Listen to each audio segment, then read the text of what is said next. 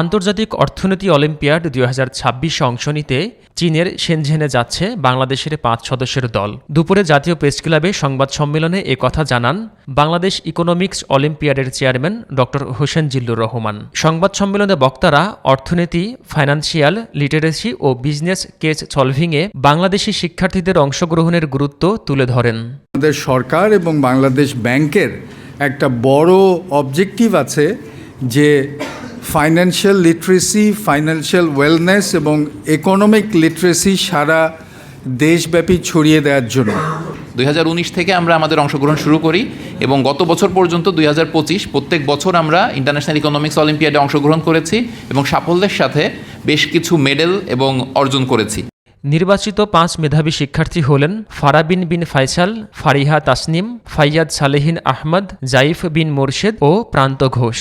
প্রতিযোগী বাছাই প্রক্রিয়ার গ্রহণযোগ্যতা তুলে ধরে বাংলাদেশ ইকোনমিক্স অলিম্পিয়াডের চেয়ারম্যান বলেন, জীবনের প্রতি মুহূর্তে অর্থনৈতিক সিদ্ধান্ত নিতে হয়। এই প্রতিযোগিতা জীবন ঘনিষ্ঠ অর্থনীতির পথে বাংলাদেশকে এগিয়ে নেবে। বিশ্ব দরবারে প্রজেক্ট করতে যাচ্ছি, সেই দেশের ইমেজের ব্যাপারে কোনো ধরনের কম্প্রোমাইজ করার আমাদের সুযোগ নেই, আমাদের ছাড় ওখানে দেওয়ার কোনো স্কোপ নেই।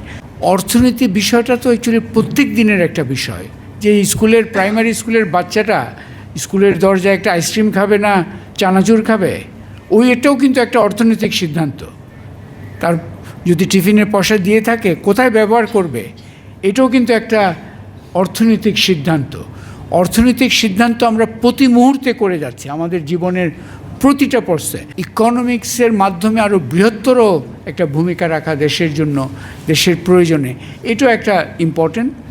সিলেট, রাজশাহী, চট্টগ্রাম ও ঢাকার প্রায় 48,000 শিক্ষার্থীর মধ্যে চূড়ান্ত হয়েছেন এই 5 শিক্ষার্থী। আগামী 12 থেকে 20 জুলাই অনুষ্ঠিতব্য অলিম্পিয়াডে তারা বাংলাদেশের প্রতিনিধিত্ব করবেন। আব্দুল কাদের নাহিদ, 21 টেলিভিশন, ঢাকা।